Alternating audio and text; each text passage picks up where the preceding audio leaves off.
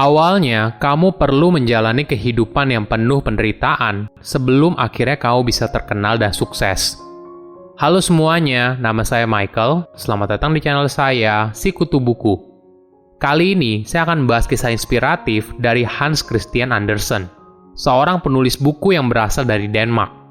Bagi yang tidak familiar dengan namanya, mungkin kalian akan lebih familiar dengan karya dongeng populernya, seperti The Ugly Duckling, The Little Mermaid, dan sebagainya. Sebelum kita mulai, buat kalian yang mau support channel ini agar terus berkarya, caranya gampang banget. Kalian cukup klik subscribe dan nyalakan loncengnya. Dukungan kalian membantu banget supaya kita bisa rutin posting dan bersama-sama belajar di channel ini. Hans Christian Andersen lahir pada tahun 1805 di Odense, Denmark. Dia terlahir dalam keluarga yang miskin. Ayahnya merupakan pembuat sepatu dan ibunya bekerja sebagai tukang cuci pakaian. Rumah mereka hanya terdiri dari satu ruangan saja yang multifungsi, sebagai tempat kerja ayahnya, tempat tidur keluarga, dan dapur. Walaupun mereka tidak kaya, namun suasana di dalam rumah mereka cukup gembira. Ada buku, musik, dan barang seni untuk dinikmati. Pada zaman tersebut, buku merupakan barang yang cukup mahal. Namun kecintaan ayahnya pada literatur membuat mereka memiliki satu lemari yang penuh dengan buku. Inilah yang kemudian menggugah kecintaan Hans terhadap membaca dan kemampuan imajinasi. Hans kecil juga sering menghabiskan waktu dengan mendengarkan para wanita tua di rumah sakit jiwa setempat saat mereka memintal benang sambil bercerita kisah mereka. Ini merupakan tempat di mana kakeknya juga dirawat. Sejak kecil, Hans merasakan kesepian dan rasa minder yang mendalam.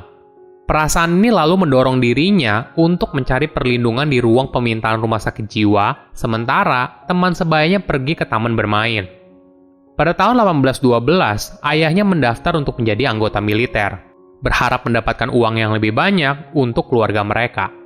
Namun sayangnya, pada tahun 1816, ayahnya meninggal dunia. Kondisi ini lalu memaksa Hans untuk mulai bekerja di pabrik saat usianya baru 11 tahun. Baru bekerja sebentar, Hans sudah tidak betah.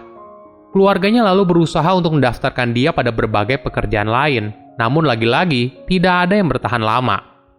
Kecintaan Hans hanya pada literatur dan pertunjukan teater. Dia lalu berusaha menulis puisi dan drama, hingga akhirnya menemukan bakatnya dalam menyanyi dan membaca puisi. Pada tahun 1819, Hans pergi ke Copenhagen untuk menjadi penyanyi pertunjukan opera. Dia membawa sebuah surat rekomendasi untuk seorang penyanyi pertunjukan opera yang terkenal. Baru beberapa hari tiba di sana, Hans dihadapkan dengan kenyataan hidup yang kejam. Uangnya sudah habis dan dia berada dalam kondisi yang penuh kelaparan.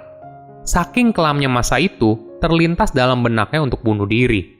Beruntungnya, seorang komposer bernama Christopher Weiss dan seorang penyanyi Italia bernama Siboni bersedia merawat Hans dan memberikannya cukup uang untuk makan dan tempat tinggal. Bukan hanya itu, dia juga diberikan kelas latihan bernyanyi. Namun sayangnya, suara dan penampilan Hans tidak cukup baik untuk menjadi penyanyi opera. Dia pun tidak berkecil hati dan mencoba peran yang lain seperti penari atau aktor. Namun lagi-lagi, dia tidak cukup baik untuk memiliki karir di atas panggung. Kenyataan ini tidak membuat Hans menyerah. Dia berpikir, kalau dirinya tidak bisa tampil di atas panggung, maka dia bisa menulis dramanya. Pada usianya 17 tahun, semangat Hans yang pantang menyerah akhirnya terbayarkan ketika dia bertemu dengan seorang direktur dari Royal Danish Theatre. Direktur itu merasa Hans punya peluang untuk menjadi penulis yang sukses. Dia pun lalu berusaha untuk membujuk Raja Frederick ke-6 untuk mendanai sebagian pendidikan dari Hans dan berhasil. Hans lalu memulai pendidikannya di salah satu sekolah terbaik pada masa itu. Walaupun begitu, dia merupakan murid dengan nilai akademis yang biasa saja, kemungkinan karena dia menderita disleksia. Dia juga sering diejek oleh teman sekelasnya karena keinginannya untuk menjadi penulis. Ditambah lagi, Hans juga sempat tinggal di rumah kepala sekolahnya. Di sana, dia mengalami kekerasan fisik. Di kemudian hari, Hans mendeskripsikan pengalamannya di sekolah sebagai pengalaman yang paling menderita sepanjang hidupnya. Pendidikannya pun berlanjut hingga ke bangku kuliah. Di sana, Hans mulai mempublikasikan beberapa karya yang cukup sukses, mulai dari cerita pendek, cerita komedi, hingga kumpulan puisi. Pada tahun 1831, Hans memulai perjalanan ke beberapa negara di Eropa dan menuliskannya ke dalam sebuah buku. Hingga 2 tahun kemudian, raja memberikan dia uang saku untuk mendanai petualangan berikutnya. Kali ini, dia menghabiskan waktu 18 bulan untuk mengunjungi beberapa negara, seperti Jerman, Swiss, Perancis, dan Italia. Sepanjang hidupnya, Hans menghabiskan hampir 15 tahun di negara lain. Pada tahun 1835, Hans menerbitkan novel pertamanya yang berjudul The Improvisatore yang berasal dari pengalaman pribadi. Novel ini merupakan kesuksesan karir pertamanya. Di tahun yang sama juga, Hans mempublikasikan kumpulan dongeng. Dongeng ini merupakan karya asli dari Hans dan berasal dari penceritaan ulang kisah yang dia dengar dari nenek dan orang lain saat masa kecilnya. Pada awalnya, Hans tidak terlalu bangga dengan karya dongengnya. Para teman dan kritikus dari Denmark membuat dia merasa ingin berhenti saja. Pada akhirnya, Hans bisa berdamai dengan dirinya sendiri dan melihat sebuah karya dongeng sebagai puisi yang universal. Artinya, lahir dalam berbagai kultur budaya. Menariknya lagi, dongeng yang dibuat oleh Hans bukan hanya ditunjukkan bagi anak-anak, namun juga bagi pembaca dewasa. Karena setiap kisah memiliki makna yang berbeda bagi pembaca yang berbeda. Pada awal tahun 1840-an, Hans mulai menerima kesuksesan di mata internasional. Pada tahun-tahun berikutnya, dia mulai diperlakukan sebagai orang terkenal di Jerman dan Inggris. Kepopuleran Hans pun terus bersinar dan diperlakukan sebagai salah satu pilar penting di masyarakat. Menurut UNESCO, Hans merupakan salah satu 10 penulis dunia yang karyanya paling banyak dialih bahasakan. Bahkan saat ini, karyanya telah dipublikasikan ke lebih dari 125 bahasa di dunia. Namun, tidak semua karyanya diterjemahkan dengan tepat sesuai kisah aslinya. Hal ini disebabkan beberapa karya Hans cenderung sangat gelap untuk anak-anak. Jadi, diubah sedemikian rupa agar bisa dinikmati juga oleh anak-anak. Namun, perlakuan yang hangat dari dunia internasional berbeda dengan yang dialaminya di negara kelahirannya.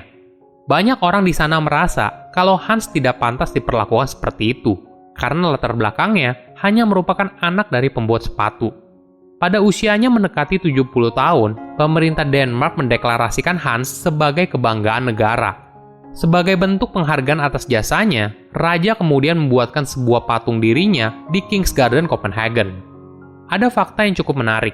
Beberapa dongeng yang dibuat oleh Hans berasal dari refleksi masa kecilnya.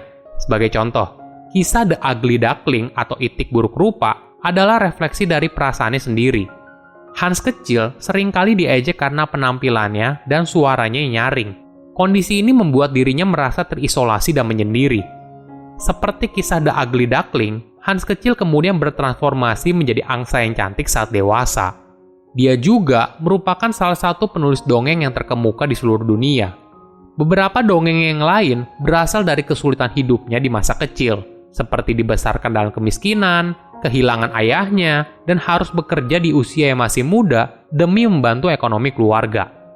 Hidup sejatinya adalah sebuah dongeng yang sangat mengagumkan. Apapun yang kamu lihat dapat menjadi sebuah dongeng yang indah apabila kamu tahu bagaimana caranya. Silahkan komen di kolom komentar pelajaran apa yang kalian dapat ketika tahu informasi ini. Selain itu, komen juga mau tahu informasi apa lagi yang saya review di video berikutnya. Saya undur diri, jangan lupa subscribe channel YouTube Sikutu Buku. Bye-bye.